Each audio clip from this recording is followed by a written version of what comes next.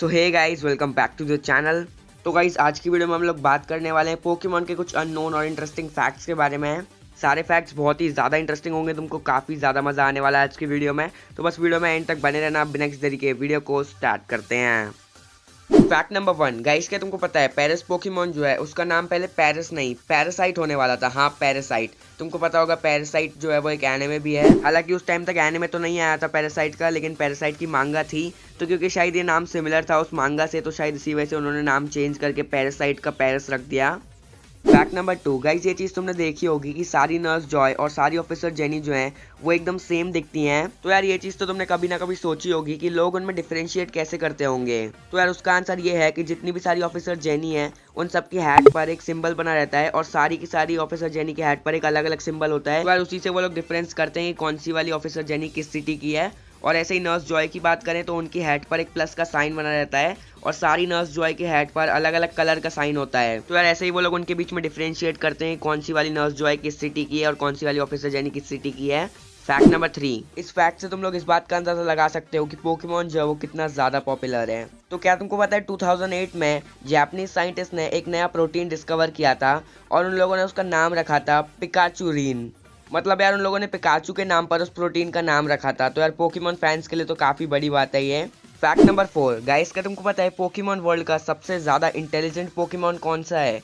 तो वो पोकेमॉन है अलैक्ज़ाम। इसकी पोकेडेक्स एंट्री में लिखा है कि इसका जो IQ है वो 5000 है, और ये भी लिखा है कि इस पोकेमॉन का दिमाग एक सुपर कंप्यूटर जो रहता है उससे भी ज़्यादा तेज़ है। तो यार तुम समझ सकते हो ये पोकेमॉन कितना ज़्यादा इंटेलिजेंट है। फैक्ट नंबर 5, तो गाइस तुमको पता होगा पोकेमॉन में हमको बहुत सारे प्रोफेसर से इंट्रोड्यूस कराया गया है। तो यार क्या तुमको पता है जितने भी सारे प्रोफेसर्स हैं उनके जो नाम है वो सारे के सारे ट्रीज पर बेस्ड हैं। ये देखो, ये है ओक ट्री, ये है एल्म ट्री, और ये है बर्च ट्री, ये है रोवन ट्री, ये है जूनिपर ट्री, ये है सिकामोर ट्री, ये है कोकोई ट्री, और आखिर में ये है मैग्नोलिया ट्री। तो यार देखा तुमने, ये कितना ज़्यादा इंटरेस्टिंग चीज़ है कि सबके सब प्रोफेसर का जो नाम है वो ट्रीज पर बेस्ड करके बनाया है। फैक्ट नंबर 6, तो गाइस क्या तुम ये इमेजिन कर सकते हो कि एक पूरी सिटी का नाम एक पोकेमॉन पर रख दिया जाए? तुम लोग सोच रहे हो कि यार नहीं, ऐसा तो नहीं हो सकता कि इसी सिटी का नाम एक पोकेमॉन पर रख दिया जाए, पर क्या तुमको पता है ऐसा एक्चुअल में हुआ है। 1998 के टाइम पर एक टोपैका नाम की सिटी थी, उसने अपना एक दिन के लिए नाम बदलकर टोपैका से टू पिकाचू रख लिया, टू पिकाचू। लेकिन उन्होंने ऐसा सिर्फ एक दिन के लिए किया था, लेकिन फिर उसके 20 साल बाद यानी कि 2018 में उन्होंने वापस से एक दिन के लिए ऐसा किया, और फिर से उन्होंने अपनी सिटी का नाम एक दिन के लिए टू पिकाचू रख लिया। फैक्ट नंबर 7 गाइस, क्या तुमको पता है पोकेमॉन की भी एक स्कॉलरशिप होती है, और ये स्कॉलरशिप होती है लंदन के एक कॉलेज में जिसका नाम है रॉयल कॉलेज ऑफ आर्ट। तो इसमें होती है पोकेमॉन की स्कॉलरशिप, एक होती है पोकेमॉन के TCG कार्ड्स की, और एक होती है पोकेमॉन के गेम्स की। और हाँ, अगर तुम लोग जीतते हो स्कॉलरशिप को तो तुमको काफ़ी ज़्यादा अच्छे खासे पैसे भी मिलेंगे। फैक्ट नंबर 8 गाइस, तुम सबने पोकेमॉन ट्रेडिंग कार्ड्स तो देखे ही होंगे। तो क्या तुम अंदाज़ा लगा सकते हो सबसे ज़्यादा महंगा ट्रेडिंग कार्ड कितने रुपए का हो सकता है? तो पोकेमॉन का आज तक का सबसे ज़्यादा जो महंगा ट्रेडिंग कार्ड है वो है $55,000 का। इस कार्ड का नाम है first edition holographic charged card, और इसकी कीमत है $55,000, यानी कि इंडियन रुपीज़ में कन्वर्ट करें तो कुछ इतना। फैक्ट नंबर 9 गाइस, क्या तुमको पता है पोकेमॉन की ओरिजिनल मांगा यानी कि पोकेमॉन एडवेंचर्स 1998 से लेके अभी तक इस टाइम तक भी चल ही रही है, और पोकेमॉन एडवेंचर्स मांगा के 55+ वॉल्यूम्स आ चुके हैं, और पोकेमॉन एडवेंचर्स मांगा लॉन्गेस्ट रनिंग मांगा सीरीज के लिस्ट में नंबर 56 पर आती है। फैक्ट नंबर 10 गाइस, क्या तुमको पता है जिगलीपफ जो पोकेमॉन है उसका नाम पहले पुडिंग होने वाला था, और उसकी एवोल्यूशन विगलीटफ का कस्टर्ड, लेकिन फिर बाद में इनके नाम को चेंज कर दिया गया और जिगलीपफ और विगलीटफ रख दिया गया।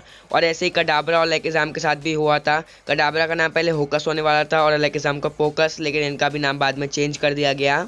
और ऐसे ही वल्पिक्स पोकेमॉन जो है उसका नाम पहले फायरफॉक्स होने वाला था, जो कि काफ़ी ज़्यादा सिमिलर है पॉपुलर ब्राउज़र फायरफॉक्स के नाम से। तो इसीलिए उन लोगों ने नाम चेंज करके वल्पिक्स रख दिया। लैटिन में फॉक्स को वल्पिस कहा जाता है, तो उन लोगों ने इसी से सिमिलर रख के वल्पिक्स रख दिया। फैक्ट नंबर 11 गाइस, क्या तुमको पता है डायंथाई सिर्फ एक ऐसी पोकेमॉन चैंपियन है जिसका हमको अभी तक होम टाउन नहीं बताया गया है। हमको मांगा, एनिमे, गेम्स कहीं पर भी इसका होम टाउन नहीं बताया गया है, जबकि हमको बाकी सारे चैंपियंस का होम टाउन बताया गया है, जैसे कि ब्लू का पैलेट टाउन, लैंस का ब्लैक थॉर्न सिटी, स्टीवन का मॉसडीप सिटी, सिंथिया का सेलेस्टिक टाउन, एल्डर का फ्लोसेसी सिटी, आयरिस का द विलेज ऑफ ड्रैगन्स, और फिर आती है डायंथा जिसका हमको अभी तक होम टाउन नहीं बताया गया है। और इसके अलावा इसके बारे में एक और मिस्टीरियस फैक्ट है कि हमको जितने भी सारे चैंपियंस हैं उनका कोई ना कोई रिलेटिव बताया गया है हमको, लेकिन डायंथा ही सिर्फ एक ऐसी चैंपियन है जिसका हमको रिलेटिव तक नहीं बताया गया कोई भी। फैक्ट नंबर 12 गाइस के तुमको पता है जो मिस्टी और ब्रॉक हैं उनका सरनेम क्या है, लास्ट नेम क्या है? क्योंकि यार तुमको ऐश का तो पता ही होगा, ऐश का ऐश कैचम है, लेकिन यार ब्रॉक और मिस्टी का क्या है? तो मैं बता देता हूँ, ब्रॉक का है हैरिसन और मिस्टी का है विलियम्स, यानी कि ब्रॉक हैरिसन और मिस्टी विलियम्स। फैक्ट नंबर 13, तो यार ये वाला फैक्ट ध्यान से सुनना, बहुत ही ज़्यादा इंटरेस्टिंग है। तो क्या तुमको पता है ग्रेसन हॉपर नाम की एक फिश ने एक बार पोकेमॉन रेड गेम खेला था? हाँ गाइस, तुमने एकदम सही सुना है, एक फिश ने पोकेमॉन रेड गेम खेला था। उस फिश के जो ओनर्स थे उन लोगों ने पूरे गेम प्ले की एक लाइव स्ट्रीम की थी ट्विच पर, और ये जो लाइव स्ट्रीम थी ये टोटल 125 आवर्स तक चली थी। और अगर तुम लोग ये सोच रहे हो कि यार एक फिश गेम कैसे खेल सकती है, तो मैं बता दूं उन लोगों ने मतलब कुछ ऐसा सिस्टम कर रखा था कि वो जो फिश है वो जैसे जैसे अपनी पोजीशन बदलेगी अपने फिश टैंक में किसी और साइड पर जाएगी, वैसे वैसे गेम में भी प्रोग्रेस होती जाएगी। और हाँ, यहाँ तक कि उस फिश ने जो सबसे पहली बैटल होती है हमारे राइवल के साथ, उस बैटल में अपने राइवल को भी हरा दिया था। तो यार ये वाला तो फैक्ट काफ़ी ज़्यादा इंटरेस्टिंग था सही में। फैक्ट नंबर 14 गाइस के तुमको पता है लीजा कोस्टी नाम की एक लड़की है जो कि पोकेमॉन की इतनी ज़्यादा बड़ी फ़ैन है कि उसके पास टोटल 17,000 से भी ज़्यादा पोकेमॉन के आइटम्स का कलेक्शन है, और इसके नाम पर लार्जेस्ट पोकेमॉन आइटम्स कलेक्शन का वर्ल्ड रिकॉर्ड भी है, जो कि एक काफ़ी ज़्यादा बड़ी बात है। और ये वर्ल्ड रिकॉर्ड इसने 2014 में बनाया था, यानी कि 6 साल पहले, और अभी तक इस रिकॉर्ड को कोई भी नहीं तोड़ पाया है, और आगे चल के भी पता नहीं कोई तोड़ पाएगा कि नहीं। फैक्ट नंबर 15 गाइस, ये फैक्ट भी बहुत ज़्यादा इंटरेस्टिंग है, तो ध्यान से सुनना। तो क्या तुमको पता है कि जो ऐश का पिकाचू है और टीम रॉकेट का मियोथ है वो एकदम अपोजिट हैं? यानी देखो, तुमको पता होगा अगर एक बिल्ली और चूहे में लड़ाई होगी हमारे रियल वर्ल्ड में, तो ऑब्वियसली एक बिल्ली जीतेगी, क्योंकि यार बिल्ली जो है वो ज़्यादा ताकतवर होती है। लेकिन यहाँ मियोथ और पिकाचू में से पिकाचू जो है वो चूहा है, लेकिन फिर भी वो बिल्ली यानी कि मियोथ से ज़्यादा ताकतवर है। और यहाँ तक कि इनके जो पोकेडेक्स नंबर हैं वो भी एकदम अपोजिट हैं, यानी कि पिकाचू का है 25 और मियोथ का है 52। तो यार ये चीज़ थोड़ी अजीब है, लेकिन काफ़ी ज़्यादा इंटरेस्टिंग भी है। फैक्ट नंबर 16 गाइस का तुमको ये बात पता है कि पोकेमॉन में जितने भी सारे रीजन्स हैं वो सारे किसी ना किसी रियल जगह पर बेस्ड करके बनाए हैं, जैसे कि कैंटो, जोटो, होएन और सिनो, ये चारों के चारों रीजन्स जापान की अलग अलग जगह पर बेस्ड करके बनाए हैं। फिर यूनोवा न्यूयॉर्क सिटी पर बेस्ड है, और कैलोस रीजन फ्रांस पर बेस्ड है, और अरोला रीजन यूएस पर बेस्ड है, और अभी जो सबसे ज़्यादा लेटेस्ट रीजन है यानी कि गलार रीजन वो बेस्ड है यूके पर। और यार गलार के मैप के बारे में बहुत ज़्यादा इंटरेस्टिंग फैक्ट ये है कि अगर तुम लोग यूके के मैप को उल्टा कर दोगे तो वो गलार का मैप बन जाएगा। और इसके अलावा एक और इंटरेस्टिंग फैक्ट ये है कि कैंटो रीजन में जितनी भी सारी सिटीज़ हैं उन सब सिटीज़ का जो नाम है वो किसी ना किसी कलर पर बेस्ड करके रखा गया है। फैक्ट नंबर 17 गाइस के तुमको पता है जब गेम फ्रीक जो है वो पोकेमॉन के गेम्स को रिलीज करने वाला था तो निंटेंडो ने साफ मना कर दिया था, लेकिन मारियो के जो क्रिएटर है यानी कि शिगिरो मियामोटो, जिनका मारियो गेम जो है वो बहुत ज़्यादा पॉपुलर हुआ था जिसके कारण निंटेंडो को बहुत ज़्यादा फायदा हुआ था, तो उन्होंने निंटेंडो को एक चांस देने के लिए कहा, और जब निंटेंडो ने एक चांस दिया तो तुमको पता ही यार पोकेमॉन गेम्स जो है वो कितने ज़्यादा पॉपुलर हो गए रिलीज के बाद ही। फैक्ट नंबर 18 गाइस क्या तुमको पता है सेबलाई पोकेमॉन जो है वो किस पर बेस्ड है? अगर तुमने मेरी ये क्रीपीएस्ट ओरिजिन वाली वीडियो देखी है तो तुमको पता होगा, पर जिसने भी नहीं देखी उनको बता देता हूँ। तो हुआ क्या था कि 1955 में केंटकी नाम की एक सिटी थी, उसके पुलिस स्टेशन में कुछ लोग आए और उन लोगों ने एक बहुत ही ज़्यादा अजीब सी कंप्लेंट लिखवाई। उन लोगों ने बताया कि जब हम लोग अपने फार्म में थे तो हमारे फार्म के थोड़े से दूर एक फ्लाइंग सॉसर आया, और उस फ्लाइंग सॉसर में से कुछ अजीब से क्रिएचर्स निकले। उन क्रिएचर्स ने हमारे घर को पूरी तरीके से घेर लिया, और यहाँ तक कि उन लोगों ने उन पर गोली भी चलाई, पर उनको कुछ भी नहीं हुआ उससे। फिर पुलिस वालों ने उनसे थोड़ी पूछताछ की और उनके मुताबिक एक स्केच बनवाया कि वो जो क्रिएचर थे वो कैसे दिखते थे, और वो जो स्केच था वो ऐसा दिखता था, तुम लोग अपनी स्क्रीन पर देख सकते हो।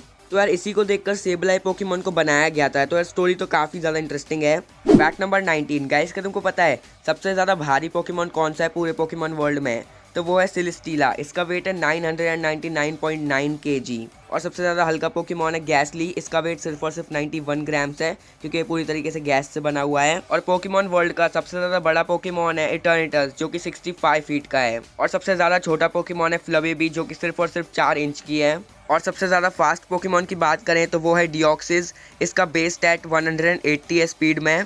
और सबसे ज़्यादा स्लो पोकेमॉन है शकल, जिसका स्पीड स्टैट सिर्फ और सिर्फ 5 है। फैक्ट नंबर 20 गाइस क्या तुमको पता है टीम रॉकेट का जो लीडर है यानी कि जियोवानी वो किस पर बेस्ड है? तो जियोवानी बेस्ड है जेम्स बॉन्ड की एक फिल्म जिसका नाम है यू ओनली लिव ट्वाइस, उसके विलन पे। उसका नाम था अर्नेस्ट टैवरो ब्लॉफेल्ड, और तुम लोग देख सकते हो वो कुछ ऐसे कपड़े पहनता था और अपने पास एक बिल्ली रखता था। तो इसी से इंस्पायर होकर जियोवानी के कैरेक्टर को बनाया गया था। और तुमने देखा होगा जियोवानी के कपड़े भी इसके जैसे सेम है, और यहाँ तक कि उसके पास एक बिल्ली भी है जो कि है पर्शियन। तो यार यही थे हमारे सारे आज के अननोन फैक्ट्स। कैसी लगी वीडियो कमेंट्स में ज़रूर बताना। मैंने पूरी कोशिश की है सारे एकदम अननोन फैक्ट्स बताऊं तुमको, जो कि तुमको पहले से ना पता हो। फिर भी अगर कोई फैक्ट तुमको पहले से पता हो तो कमेंट्स में ज़रूर बताना। अगर वीडियो पसंद आई है तो वीडियो को एक लाइक करे बिना तो जाना मत यार, जल्दी से वीडियो को लाइक कर दो। एम करते हैं 2K लाइक्स के लिए, तो इस वीडियो पर 2K लाइक्स कंप्लीट कर देना। और अगर चैनल पर नए हो यानी कि चैनल को पहली बार देख रहे हो तो सब्सक्राइब करके बेल आइकन दबा देना, ताकि तुमको ऐसा ही पोकेमॉन का अमेजिंग कंटेंट देखने मिलता रहे। और अगर इंस्टाग्राम पर फॉलो करना चाहते हो तो लिंक नीचे डिस्क्रिप्शन बॉक्स में मिल जाएगी, जाके फॉलो कर लेना। आज के लिए इतना ही। Thanks for watching, bye bye.